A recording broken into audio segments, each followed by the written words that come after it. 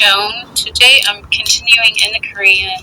It's the entire section of Sura 15, which is the Hijr, which means the rock. So it's verses 1 to 99. And I'm going to start by reading the Korean, which is 59, verse 23. Allah, peace is one of your names. You are God. There is no other than you, the Holy, the King, the Defender, the Guardian, Mighty, Supreme, Omnipotent One, which means invincible. This section has to do with fighting, and it talks about if it destroys a town, it always sets a time. And it goes on to describe reasons why Islam would fight, and there's about 4 of them. One of them is if you try to make Islam obsolete, disbelief, the others against mockers and those who have another god. It does say turn away from polytheism. In verse, what is it? There's a verse where it talks about a rock. And it says, verse 80, people of the rock rejected messengers. So I wasn't sure what that was. And it says in verse 89, say I am the clear warner.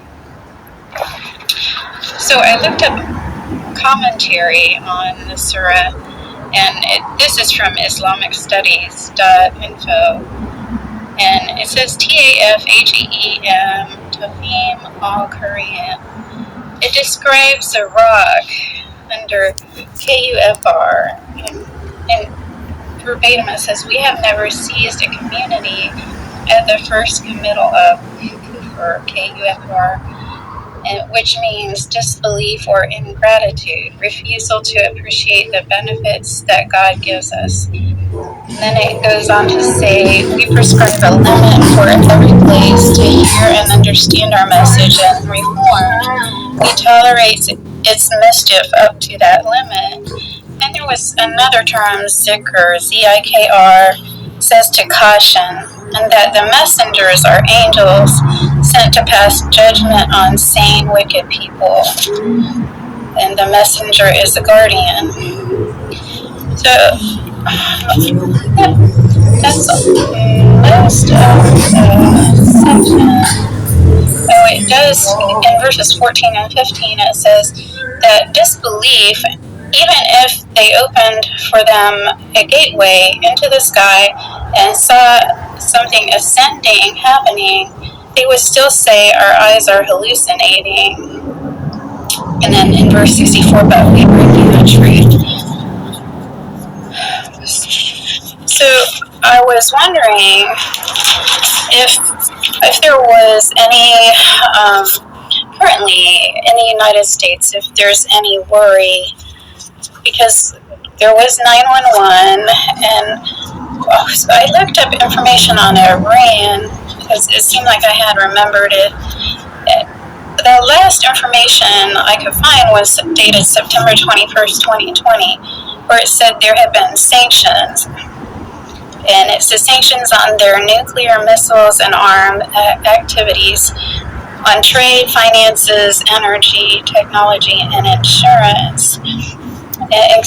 Examples are military, making uranium, and no credible civilian purpose for it, and then sanctions on banking.